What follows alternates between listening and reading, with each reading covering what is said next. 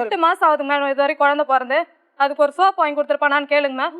திருக்கோயிலூர்ல நாங்கள் கேஸ் கொடுத்தப்ப போய் பொண்டாட்டி பிள்ளையோட குழந்தையோட நில்லுனோன்னே இவங்க பின்னாடி போய் நின்றுட்டு இருக்காங்க மேம் எங்கள் வீட்டுக்காரங்க.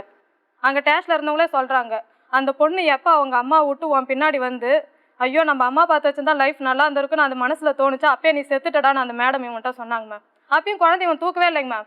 போயிட்டே இருக்கான் அவன் மட்டும். குழந்தை மேல என்ன கோவம் உங்களுக்கு? தானே மேடம் தூக்கறதுக்கு. சரி, இன்னுமே நான் பேசணும்னா நீங்க எல்லாருமே ஒரு விஷயத்துக்கு நீங்க ஒத்துக்கணும். அப்பதான் நான் பேசுவேன். ஒத்துக்கிறேன் மேடம். நீங்க நீங்கம்மா சொல்லுங்க. அவங்க எப்படி இருந்தாலும் என்னோட நான் சொல்றத கேப்பீங்களா? சொல்லுங்க மேடம். உங்களுக்கு என் மேல நம்பிக்கை இருக்கா? இருக்குங்க மேம். உன் நல்லதுக்கு தான் சொல்றேன்னு தெரியாதா? முதல்ல வந்து நீ தப்பு பண்ண, இல்ல உங்க அம்மா தப்பு பண்ணாங்க, இல்ல இவர் தப்பு பண்ணாரு, இவங்க தப்பு பண்ணாங்கன்னு நான் சொல்ல மாட்டேன். உங்களுக்கு எல்லாம் உங்களோட நியாயம் இருக்கு. நீங்க ஒரு வார்த்தை விட்டுருக்கீங்கன்னா அதுக்கு இவங்க ஏதோ பேசியிருக்காங்க, அதனால நீங்க அந்த வார்த்தையை விட்டீங்க.